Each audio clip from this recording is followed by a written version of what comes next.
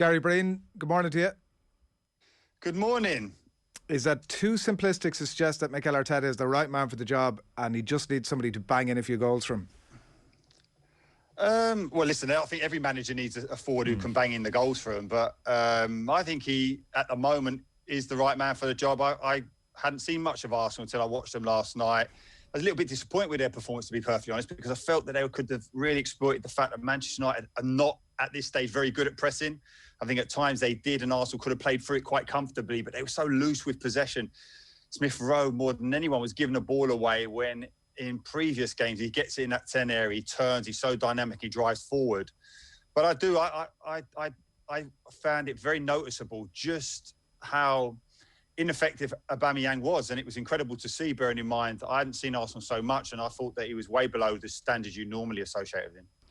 Yeah, I mean, they probably should have got in ahead at half-time, Gary, and, like, they had a penalty. I was listening to your thoughts on it in the game last night, but, like, that Maguire pull, the end of the half, they could and probably should have gone in ahead, and maybe that changes the complexion of it. But ultimately, two teams last night that are going to be lucky to be top four contenders, slogging it out and decided by, we were just saying earlier in the show, by one of the best players who've ever played the game. And it's as simple as that, really, isn't it?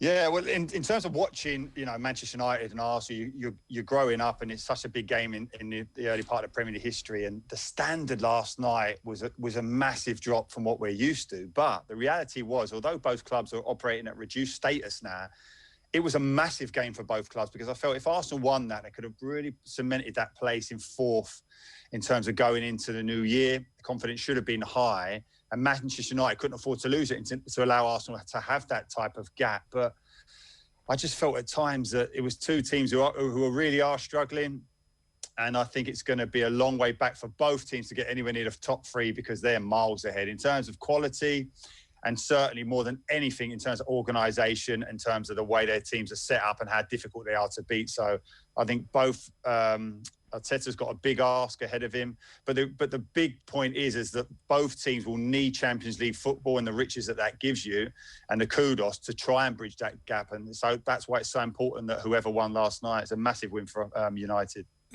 Look, without getting, even if Arsenal had won last night, or even if it was a draw, Gary, though, surely Manchester United are much further down that path than Arsenal, and in a much better position, regardless of the manager, to actually take fourth spot.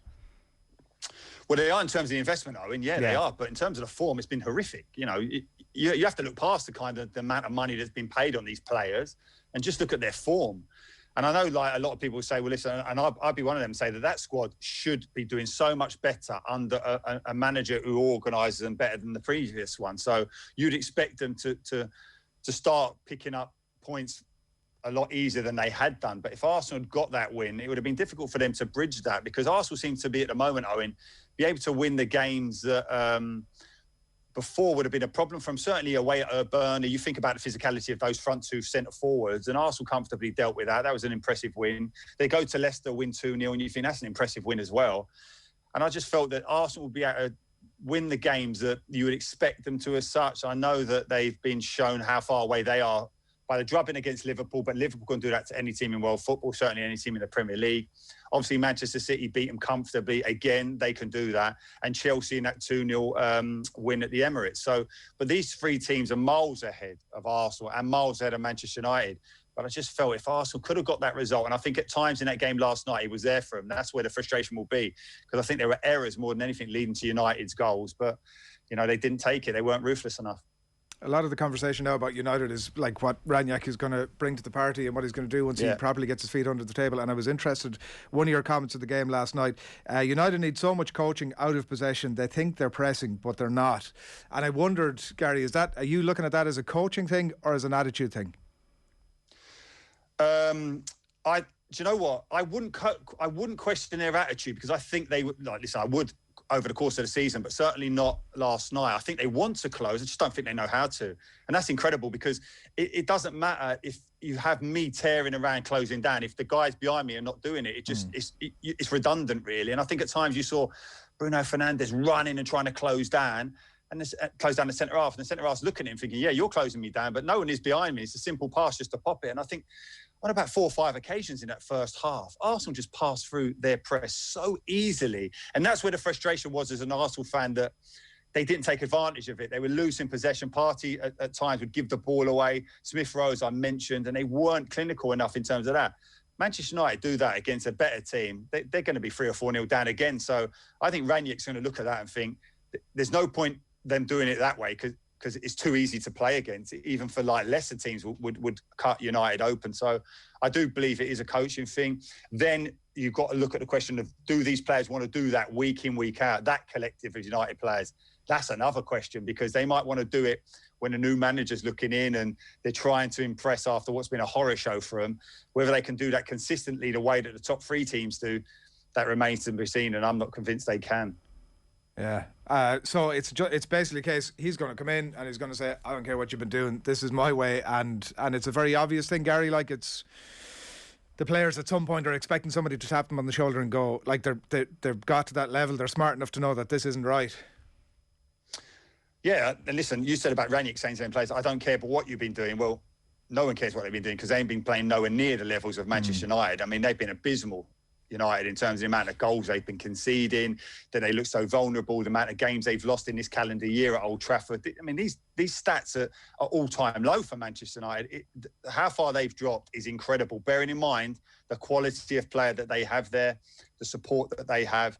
So ultimately, you are then looking at the coaching. It's the only thing you can look at first. But then the next question will be, well, listen, we want to play this way. He wants to give the club an identity. And I know a lot of people are probably looking at Rangnick and thinking he's not a serial winner. But in terms of what he's been brought in to do, he is excellent at building a structure from what a club can go on to better things. Now, I would initially have looked at Manchester United and think, well, you're questioning the structure of Manchester United, arguably the biggest club in the world.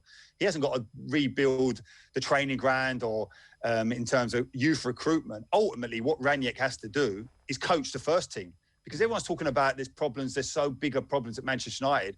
The big problem at Manchester United is the first team hasn't been coached properly, or if it has been, these players are not able to execute it.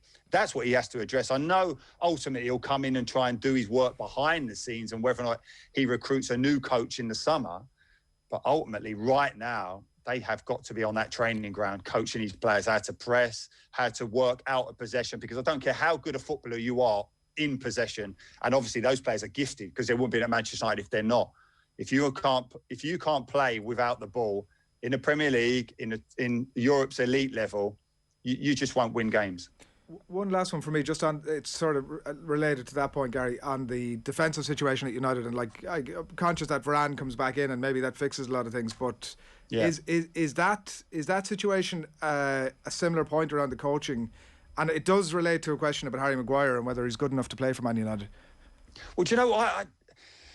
I think so much has been made of his form since he's come back from that injury. And I was commentating on the game that he came back against Leicester, and it was on the back of maybe having a couple of days training. What it has been proved is that guy needs to be fully fit to contribute, because I felt up to that point before, I thought he was a real presence for Manchester United. I know people will argue and say, like, well, they'll this game and that game, but over a consistent period, I thought he was a real presence back there, to the extent that when he was missing, they look so vulnerable at set pieces, just in terms of his presence. And I think too much has been. Listen, he's in a dreadful run of form in terms of the level that we've seen at United before and how he performed for England in the Euros.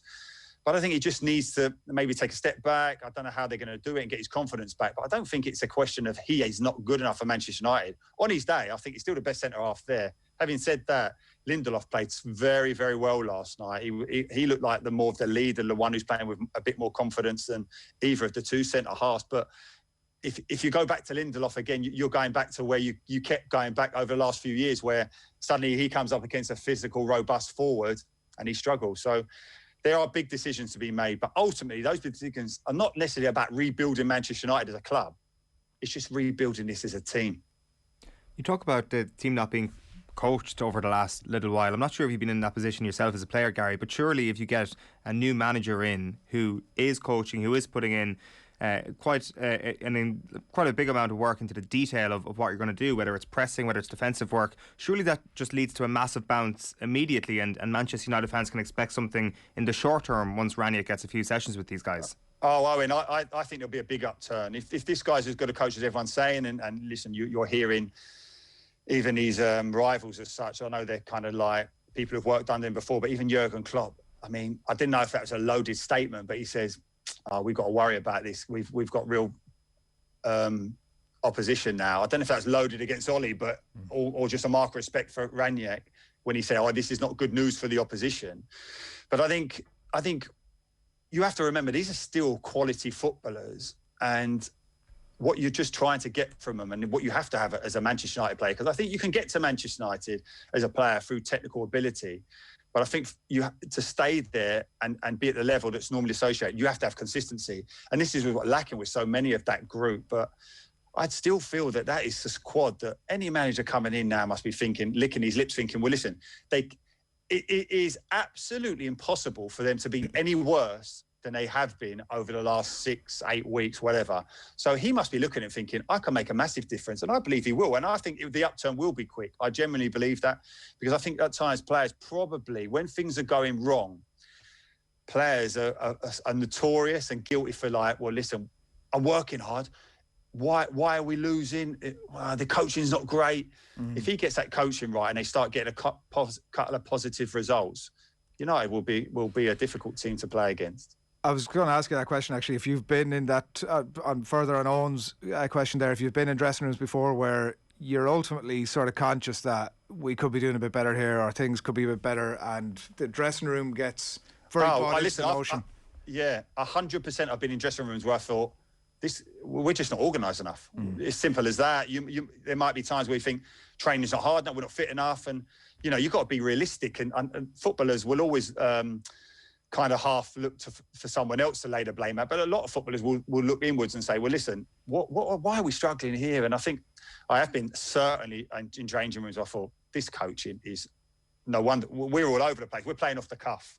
And I think at times when I've watched Manchester United, that was my immediate reaction to how they played. Yeah, the moments of brilliance, moments of individual incredible moments, and Ronaldo, whoever, because there's a lot of those players who can do that. But as a collective, I was looking at them thinking, you're just playing off the cuff. Under Rangnick, we're led to believe it won't be any of that. Where were you playing off the cuff? Listen, it's too long. It's too long ago now to start naming names. But don't worry, I haven't forgotten. I was going to ask you which of these teams is going to make the top four. Are either of them going to make the top four? Well, listen, I think in terms of West Ham have been very impressive. You're looking at Moyes. I think he knows how he needs his team to play, to be functionable in terms of how difficult to play against, that they're asking questions. Even against Liverpool, I thought they were excellent in terms of exploiting Liverpool at set pieces, which is not an easy thing to do. But little things like the fact that Van Dijk stays at the back post on zonal marking, they attack that near post at first. Then he moves a little bit. They got that first goal, didn't they? Then Van Dijk moves a little bit to the middle. Then Declan Rice comes off the goalkeeper, blocks Van Dijk, takes him under the ball to create the chance for Zuma to head that late winner. So they were very good, West Ham.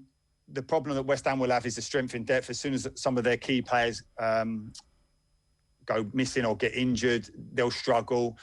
But then you're looking at the depth that Manchester United have, and you're thinking, well, you have the depth, but you're not. Your first 11's not doing it as such. So I think it's so difficult. I think that fourth place. I mean, everyone's talking about you're playing for those Champions League places. There's one place available. The three are taken. At the beginning of the season, within about 2 games, well, listen, that ain't going to change. I don't care how much of an impact Ronaldo makes. Manchester United are not going to get in the top 3. So I think it's a challenge for that. But I think Manchester United, Arsenal, I think West Ham, they must be all looking at it thinking we can do it. Yeah. And Michael Carrick, obviously, we need to have a word on him this morning as well. It did feel like, looking at his statement and listening to his interview after the game last night, that there was a huge part of him, Gary, that still wanted to stay there. Yeah, but it's such a difficult one, isn't it? Because when you're part of a coaching staff on 2 occasions where it goes wrong, I think it's very difficult for you to stay there. I know Rangnick's come in and the statement said that he's brought a small coaching staff with him, but I don't know. I think he's obviously loyal to Ollie to stay there. I think he probably said, "Listen, I'll see," and his love for Manchester United, I'll bridge the gap until the new manager comes in. But I think he probably was thinking to himself, "No, I've been here too long now." And what a servant for Manchester United, incredible player. I was at West Ham when he came through as a kid, and he was such a good player then as a young player. had real presence about him even at a young age, took the number 6 shirt at West Ham, which is an iconic shirt, bearing in mind it's Bobby Moore.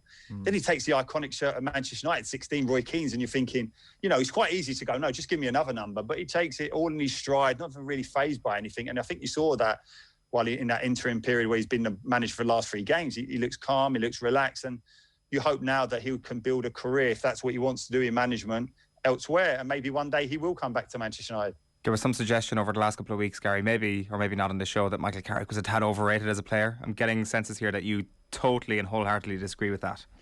Oh no, in terms of his performances and the base of that midfield, listen, if Alex Ferguson goes looking for you as a centre midfielder and like puts so much stock in it, you know, this is at the point of the team where you've got to play. The team plays through you.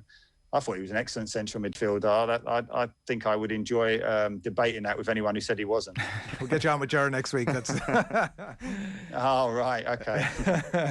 Oh, well, listen, who's he comparing him to? Like, what, Roy Keane, Paul Scholes? Exactly, yeah. I mean, he's saying that anybody could look good. Not anybody, but a half-decent player can look good in that company.